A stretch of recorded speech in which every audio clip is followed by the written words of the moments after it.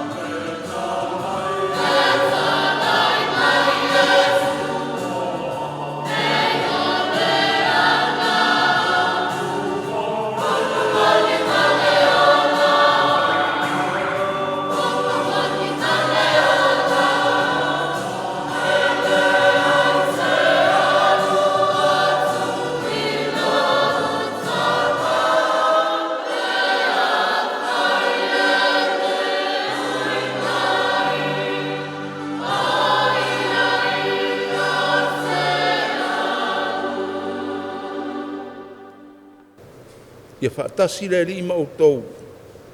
Whaatasi fo ia malo wanganga. O le folfolanga mai le evangelia pa ia a Ioane. E le aise tasi na luae I le langi, na o ia na luifo mai le langi, o le atali I le o le tangata.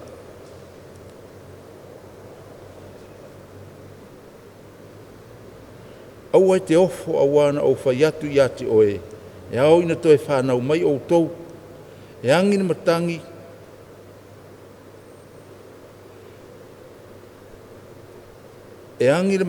le mea loto iai o ia, e te whaalongo fo I lona angi, ai e te le iloa le mea na sauwai, ma le mea e alu atu iai, e whaapea I lato uma o e whanau mai, e le anganga. Tali mai ni ko temo, e mawhai whaapea whea ia mea, o na whai. Tali atu leo Iesu, o oe o lea o Israelu, e te le iloa e nei mea, e moni o te whaiatu ia te oe. Mātou te tautala I mea ua mātou iloa, mātou te mori mau fo I mea ua mātou baba ai iai, ai le talia mai e outou la mātou mau. A whai ua o whaiatu ia te outou I mea o I le lalolangi, ai le taritonu mai outou, pe whapewhea ona outou taritonu, pe a o whaiatu ia te outou I mea o I le langi. E le ai fo I stasi, na lua I le langi, na o ia na luifo mai le langi, o le atali I le tangata, o lo o I le langi. E pei ona si itia I lunga e mose o le ngata I le vao, e ao ina whaapea ona si itia I lunga o le atali I le tangata, ina ia maua le ola whaavau e I lato uma o e whaatuatua ia te ia, o le tala le leia le ali.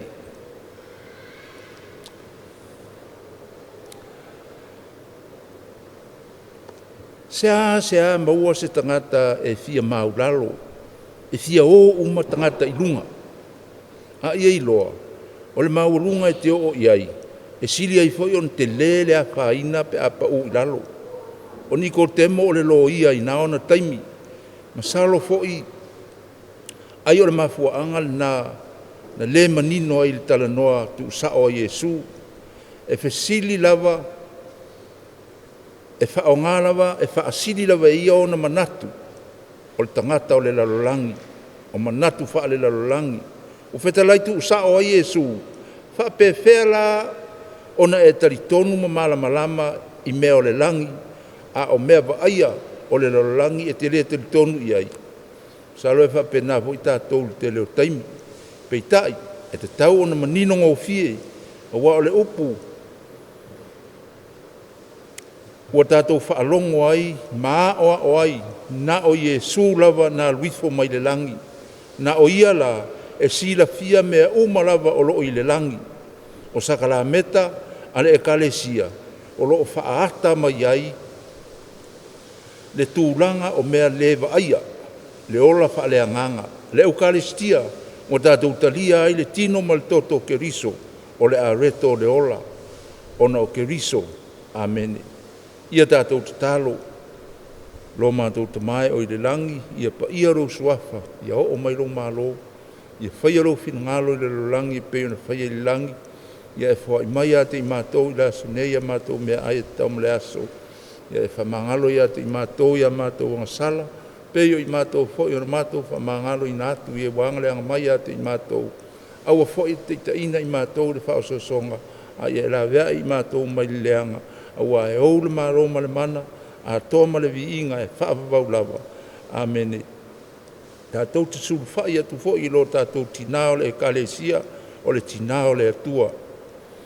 Ia e manatu o le tau pōsiri le anga alofa, talu ana mua le tau e tia stasio ena la tau suru whai atu ia te oe, whatonga atu I lau pui mai ma lau psoso ni mai, o le mele o sau fwoi au ma le loto maa losi o lo wharangolango ia te oe o le tau pō lo mātou tinao.